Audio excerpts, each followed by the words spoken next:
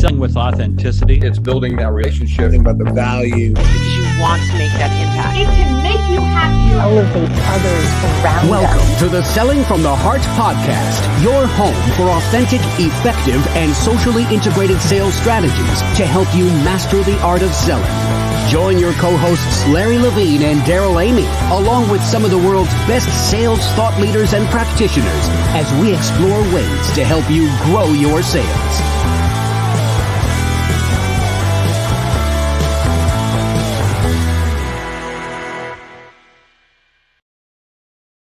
Hello and welcome back to the Selling from the Heart podcast. Your co-host Daryl Amy here today with Larry Levine. What's going on, Larry?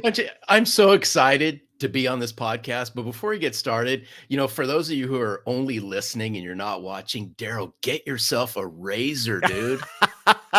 Hey, look, it is, as we're recording this, No Shave November. We're just a couple days in. We're working on it. We'll see what happens. Hey, welcome back to the Selling from the Heart podcast. And if you're new, you've joined a growing community of sales professionals that are dedicated to being genuine, being authentic, adding real value.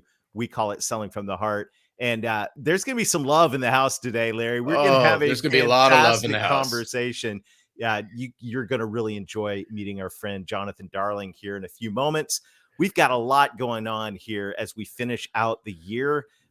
This is we're right smack dab as this is being released in the holiday season. So first of all, we just want to say, I hope everybody is just in the spirit and enjoying yourself. This is such a fantastic time of year. It's a great time to celebrate family and friends, to say thank you to our clients and to our coworkers. And it's just such a great time of year. Larry, I'm feeling the spirit already. And I'm just grateful for everybody in the Selling from the Heart community, especially, here's a good segue, our friends in the Selling from the Heart Insiders group. But it is true. One of the best gifts of this past year has been the friendships and the community that I've built in the Insiders group. It's been so, I'll use the word joy. It's been such a joy just to see this thing unfold from the whole year and a half. And I use the best word. I think it's just community amongst community. And what's been just the best part of this is the accountability. And that's what you get. I call it accountability partners, but we've developed accountability partners inside the Selling from the Heart community, where they take our conversations in coaching and our mastermind sessions and they coach themselves. It's totally cool. It's amazing. If you'd love to learn how to be a part of a community like that, a community of like-hearted sales professionals, go to sellingfromtheheart.net/insiders. That's sellingfromtheheart.net/insiders, and learn how you can join us for an upcoming up close and personal with an incredible thought leader, and even give us a try for 30 days. You're going to make some friends, and I think you're going to thank us for it.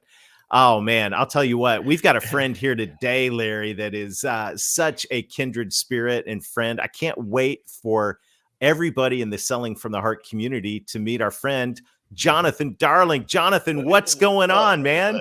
How's it going, fellas? Thanks for having me here. I really appreciate it. Oh, this is going to be good, but I need to set this up because just really quick, I need to give a special shout out to Jonathan's near and dear friend, my near and dear friend, Derek Nave. Derek, right. I know you're going to be listening to this podcast because I gave you fair warning. If it's not for Derek, we don't meet Jonathan, and Jonathan is such a kindred spirit. Welcome to Selling from the Heart. I appreciate it. Larry, when Derek met you and Daryl and started going through this process with you guys, I remember getting a card in the mail from Derek with just saying, hey, man, thank you so much for who you've been in my life, all of these different things. And then he also had a copy of your book, Selling from the Heart. And so it's been really cool. And just watching how Derek's grown, and it's a really, really cool thing to be here with you guys. That's awesome. Thank you. So fun. And this is going to be a great conversation. Jonathan, as we get started, though, the question that everyone on the Selling from the Heart podcast gets, and I'm looking forward to your answer, the champion of lead with love. Jonathan, what does it mean to you to sell from the heart? So what Selling from the Heart is, and to put in a little context here for people, I've been in sales for 14, 15 years now. everything from local door-to-door sales to now leading the sales strategy for North America for a company called Schneider Electric. Selling from the heart means that, one, you give it everything that you have, all your emotion, all of your energy, all of your effort you put towards going and seeing who you can bring value to. And selling from the heart, it's about that effort, and it's about being focused on the other person. It's not about, yes, we've got to hit sales numbers. Yes, we've got to make income. Yes, we've got quotas to meet. All of those things will come when you truly love and care for your customer. You put their needs first. You do everything you can to understand the journey that they're on so that you can bring them value with your product or with your service, whatever that is, making sure that you're ultimately concerned about them. And when you do that and you give it all of your energy, good things happen. And so for me, that's what it means to sell for the heart, is to truly love and care for the people that you're selling to, your customer, the ones that you're serving and bringing value to, and then doing it with absolutely everything that you have to give inside of you. God, this is so good. So, hey, Jonathan, Daryl's a big alliteration freak. So I'm going to expand on what you just said, because you just said give it everything. And I'm going to add a couple other E's in here to kick this off. Is you got to bring energy to everything, and you got to bring excitement to this as well. And, I'll wrap this up, and I like to call it just giving a rip. But, as we get started, that's just, what does giving everything look like? I'm just curious, what does giving everything look like? Let's just peel that back for a moment. For me, Larry, so this year I had the great privilege. I got to coach my son's 10U football team. And I would watch them, and we would have conversation about, hey, you've got to give it everything you've got. You've got to leave it all out on the field. And it's really hard to contextually understand that unless you're used to giving it, right? For us, we understand, if you've played sports, we felt it, but it's not something that you just automatically have. It's something that's learned. This effort is learned. I tell my kids, I don't expect perfection. I expect effort. I expect you to be your best when you need to be at your best, right? And give your best effort at all times. And so watching these kids learn to grow and learn how to dig down deep inside to run that extra sprint, to go that extra mile, to make that extra effort towards that tackle. That was, I get goosebumps thinking about it now. That was something that they started to understand because the expectation, the level of that expectation was set really, really high. And so for me, what it is, it's about, are you willing to give the effort, even when it gets really, really hard, to chase the outcome that you ultimately desire? Are you willing, for me, being in sales, when I was more in business development and I'd go out and cold call, I would come home exhausted, absolutely exhausted. And it wasn't just because I got told no 15, 16, 27 times.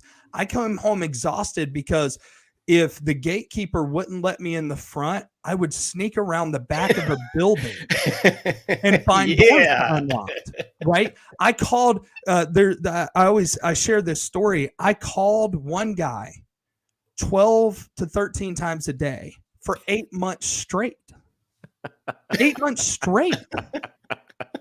I would go get birthday cakes and take them in the front and pretend to be a singing telegram person and say it was someone's birthday. And because I was willing to do right within sure. my morality and my ethics, right? I was willing to do anything and everything it took to garner attention, to just have a conversation, not to try to sell them something, but to just have a conversation to see if what I had to offer was a fit for them and if they were a fit for me. And so to me, that's what giving it your all, giving it everything you have looks like. You're willing to do anything and everything you can, morally and ethically, in order to achieve the potential outcome that you're looking for. Yeah, and to do that takes love. I mean, you don't just do that if you're phoning it in. You got to really, really care. And one of the things I really I want to dive into today, I mean, you lead with love. That's what you talk about. That's what you write about, leading with love. In the context of sales, what does it mean to lead with love? So in sales, especially, we have a tendency, guys, to promote into leadership positions top performers. And I'm not saying that this is the worst practice, but it's not always necessarily the best practice. Because I'll tell you, when I was a top performer, when I was early in my sales career, I was a top performer because I really was only concerned about me. I wasn't really concerned about helping those around me get better and to improve. Mm-hmm. And when you really start leading for love, what you have to understand is that leadership is not a title, it's not a position, it's not status, it's not any of those things. It's your willingness to love and care for the person beside you and the people that you interact with every single day, to influence positive change in their life and to help them cultivate self-belief. And so when you look at that from a sales standpoint, there are so many people to love. You can love your customer, wanting the best for them, wanting to make sure that the actions and the things that you're doing are in promotion of what's in their best interest. You look at the people around you. Yes, there are numbers to hit, but it's also about helping that person become the best person that they can be as a whole, not just the person in the role. When you're understanding and you're building this relationship of love with them, when you're leaning in to get to know your people better, so that you can understand their dreams, their fears, the things that drive them, their family dynamic, the goals that they have for their life, the dreams that they have for their life, then you as a leader, whether you're in positional leadership or just someone who is there to help love and care for them, you can start finding ways that you can start walking alongside of them to help invest in them, to encourage them, to be gasoline to their fire, so that they start developing that sense of value that they were created with. Because when people have that value, they are going to act at a higher level when they understand who they are, what they're capable of, that their gifts, talents, and skills were uniquely created for them. And so you walk alongside of there and you see where you can help fill in those gaps, to be that gasoline to their fire, to help light that inferno inside of them so that they can go out and achieve the great things that they were created to achieve. God, I want some more of this. Keep it going. But this is so good, Jonathan. But you talk about leaning in, and let's just stop and think about this for a moment. And when we talk about leaning in, I want our listeners out there to really key on this for a moment, because how many of us, right? And I'm going to just drill in on leaders for a moment. How many of us that are in that type of position really, really know what's going on with our team? What's really motivating them? What do they really care about? What's going on in their lives right now? And I'm a big believer that those leaders, and I know that you lead with heart, but I'm a firm believer that those leaders who lead with heart will soon develop a team that sells from the heart. 100%. And you got to be willing to lean in. And here's the challenges. How many people are in positions of leadership really know what's going on in the lives of the people on their team? Yep. I think it's a real challenge, because let's understand, like I've led national sales teams, right? And we've had tremendous growth. So this isn't just theoretical, right? The idea that you can lead with love and everything great will happen and you'll be more productive and you'll have more profit. No, like this is actually truth. This is actually real life. But the challenge is our day-to-day schedules and priorities become our focus instead of our people. And our people, like, if you want to learn how to lead with love, your focus has to be on your people. And we get caught up in these priorities and these schedules. And that's why I talked about this idea called micro moments, massive impact, and how it's not these huge grandiose actions that allow us to lean in and really get to know our people better. It's these small little moments of interactions, these micro moments that might seem insignificant to some people, but when they're approached with the intention of loving and caring that person, the impact that they make can be huge. It's taking what I like to call the 5-minute meeting and having this 5-minute meeting with your team or an individual and go, hey, how's your family? What's going on? How was the weekend? You know, you told me that your son was doing this ball game, had this ball game. How did that go? Hey, what's your priorities for the week? And what can I do to help take any burden off of you so that you can achieve those priorities that you have for the week? How can I help you? Is there anything that I'm doing that you would like me to stop doing? And I always end my 5-minute meetings with my team by saying, hey, I really love working with you. Thank you for everything that you do. And it's those small little moments that I get with those interactions that start allowing me to build the trust and the relationship with that I need so that I can start learning about my team and learning those little things and learning where to lean in there. And it's really the small moments that make the biggest difference. It's so good. Cool. And it's so relevant as leaders in sales organizations and as sales professionals. We're leaders as well, right? We influence and we influence change. We need to love the people that we get to serve. And I think this is so practical because I know that my tendency is to say, I got a lot to do. I got a full calendar. I don't know if I love the concept of micro moments because in the middle of the rush, you know, there's this immediate sense that, whoa. I don't know that I have time for all of this. But if we began to think about the impact of these micro moments of reaching out, as we were talking with Adrian Chenault just a week or two ago, in terms of really giving a rip, paying attention to details and following up in little tiny snippets of time, right? Doesn't have to be long. I think this is how we demonstrate love. I mean, I think about the people that I love. I know details about their life and I remember them and I follow up. And it's not rocket science, but it does take some intentionality and it does take heart. Well, you know, Daryl, one of the things that you said, and it's really so key. And it's where we really have to change our mindset, right? And again, change our focus. Time is the biggest excuse we have to not love people. Because loving people is hard. Mm-hmm. Loving people takes time. It takes patience. It takes getting into the mud with people, right? And getting into the dirt. Like having relationships with people and loving people is not pretty.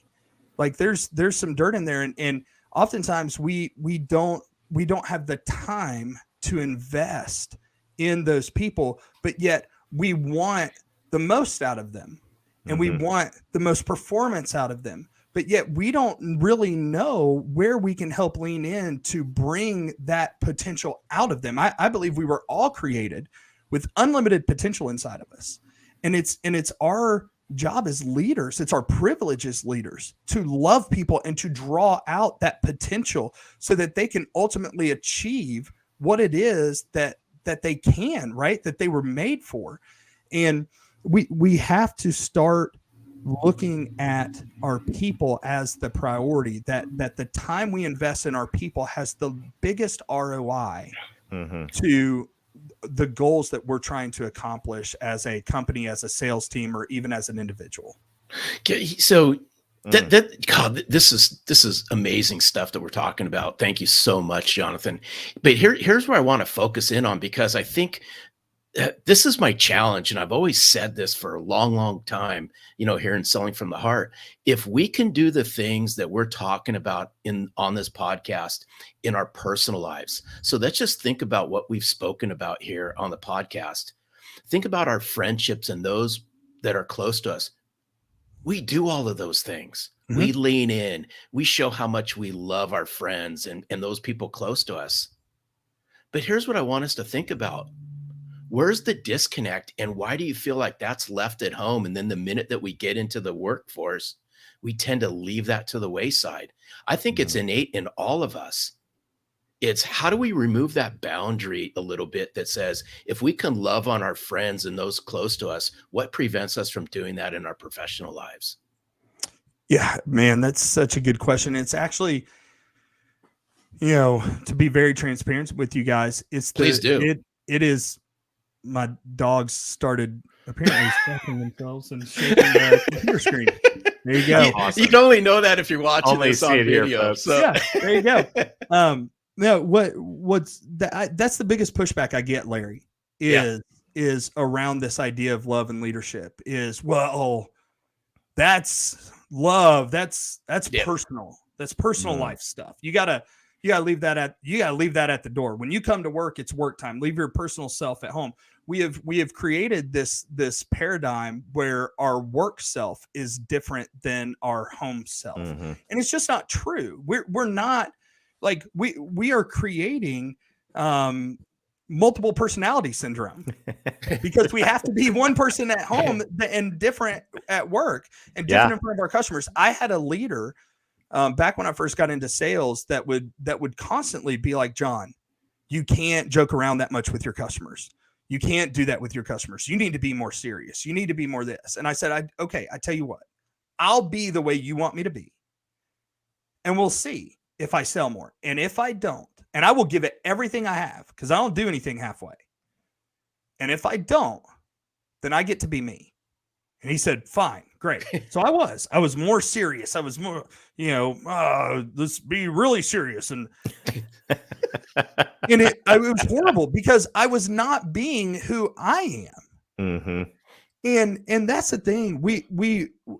It's going to take some courage from some leaders to say, you know what? The old context of leadership, I'm done with it. It's over. I am going to change the way that we lead here at our company, the way we lead our team, or an individual say, I'm going to change the way that I show up, and I'm going to show up fully me, 100% the person, because I was given unique gifts, talents, and skills to make an impact on this world wherever I go. And I can't do that if I'm trying to be somebody else. And so it's going to take some courageous leaders to step out and to step up and to say, you know what, we're no longer going to have our people separate who they are when they come into this role, because who they are is who they are, and who they can be is what's going to make us extremely successful and make them extremely successful. And then that's really what we need to be focused on and really start developing and realize that, like, look, me being me is way better than me being anybody else. And if you want my best, then you need to let me show up and be me and watch the good times roll from that. I mean, it's a beautiful thing, but it's hard because that's not what we've been taught in business. We've been taught that the idea of love is is an emotion. It's touchy feely. It's all this stuff.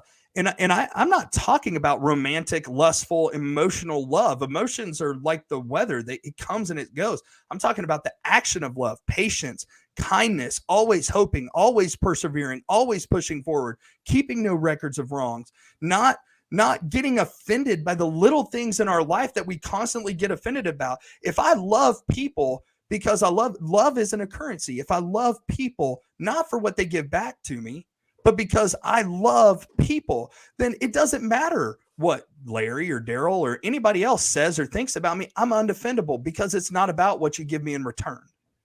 And it's a different approach to business. I get it, but I'm telling you, I've watched it work over and over and over again. I've seen it change cultures. I've seen it change teams. I've seen it change the direction of people's lives. And it is the foundation of what leadership should be built on, because it's what ultimately will create the environments, the cultures, the peoples, the communities, and the organizations that will thrive in this world. Amen. This is why we're building this movement, Daryl, is exactly what Jonathan just said. This is why it's so important. I agree wholeheartedly. And I just want to say that what you were touching on, which is the substance of love, right? Love is not just touchy-feely. Love's not just emotion. There's a substantive part of all of this. And what we need to make sure that we're doing as sales reps, and this is what we talked about in the trust formula that we rolled out in the Trust Building Challenge, is trust is a combination of authentic relationships plus meaningful value. So there is the emotional, relational side, but that side needs to be demonstrated in action and value delivered. So true. And so none of this stuff is easy, No. but it's so simple. Bingo. It's so simple. But one of the things, and this is a real caveat too, guys, and I think you would agree. And it's one of the biggest challenges that I think we face in this world is that you can't give what you don't have first. And so if I was to sit there and say, okay, Daryl, Larry, you guys are uber successful. You guys are awesome. I need you guys to write me a check for $10 million right now. Could you do it? I mean, Larry probably could. Larry probably could. But could Larry go tell my wife on that one, Daryl. Yeah. But if you gave it to me, would it bounce? Exactly. Yeah. Because you can't give me what you don't have. And so that's right. If you don't, you've got to have some love for yourself too. You've got to be kind and patient to yourself. You've got to stop holding on to the mistakes that you've had in life and the things that maybe didn't go well in your past, and understand that you still have an incredibly great future, because you cannot pour from an empty cup. So as leaders, if we want to lead from a position of love, we first have to love ourselves so that we can give from that love to other people to help them understand their value and to invest in people and to build those trusting relationships. Right. And that's so incredibly key, because we live in a world right now where it's a lot of comparison. It's a lot of depression. It's a lot of anxiety. It's a lot of self-hate and focus totally on the wrong things. So in order for you to be a leader who leads with love, you've got to do some internal inspection there, right? And you got to get your engine running right. You got to get your heart in the right place so that then you can give that heart to others. God, yeah. So this is so good. Hey, Daryl, I'm listening to what Jonathan has to say, and you answered the question so well at the beginning of the podcast. What's it mean to you to sell from the heart? And I think back to Jason Van Camp, who's the author of Deliberate Discomfort. And Daryl asked him, Jonathan, what's it mean to you to sell from the heart? And this is what he said: it depends on what's in your heart. Right? Yeah. And it goes along the lines of what you were just saying is, if those leaders out there want to lead with the heart, I mean, it's a mirror moment. They got to look at what's inside their heart. Yeah. Yep. And it reflects down to everything. And I remember being on phone calls where I was attempting to set a meeting with a customer, and doing these phone blocks and all these different things. And every time my intention for the call was to set a meeting, guess what happened?